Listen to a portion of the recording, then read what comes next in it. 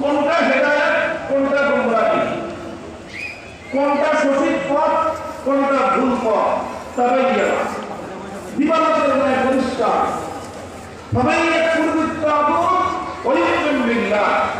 যে তাগুতকে অস্বীকার করবে আর আল্লাহর উপর ঈমান আনবে, সে ব্যক্তি কেবলমাত্র মুক্তি পাবে। কথা পরিষ্কার। অন্য একটা কথা বলেন, আল্লাযীনা আমানু ইউকাতিলুনা ফী সাবিলিল্লাহ ওয়াল্লাযীনা কাফারু ইউকাতিলুনা ফী সাবিলিত তাগুত। যারা ঈমানদার তারা লড়াই করে আল্লাহর পথে, যারা বেঈমান তারা লড়াই করে তাগুতের পথে। হক আর বাতিলের লড়াই চলছে এবং চলবে। কোনদিন হক আর বাতিল আপোষ হতে পারে না। হক এবং বাতিলের কোনদিন লড়াই থামতে পারে না। সুতরাং যতদিন পৃথিবী আছে ততদিন হক বাতিলের লড়াই আছে।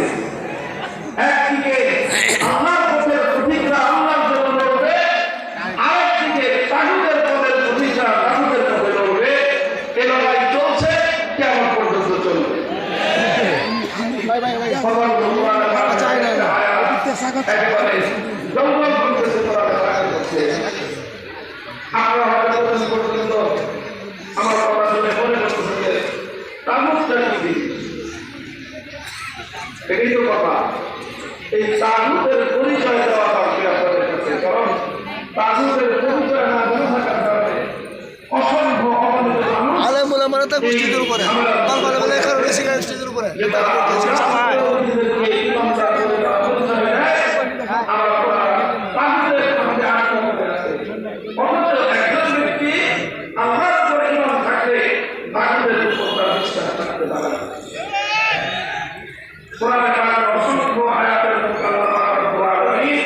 এই তাগুত শব্দটি ব্যবহার করেছেন।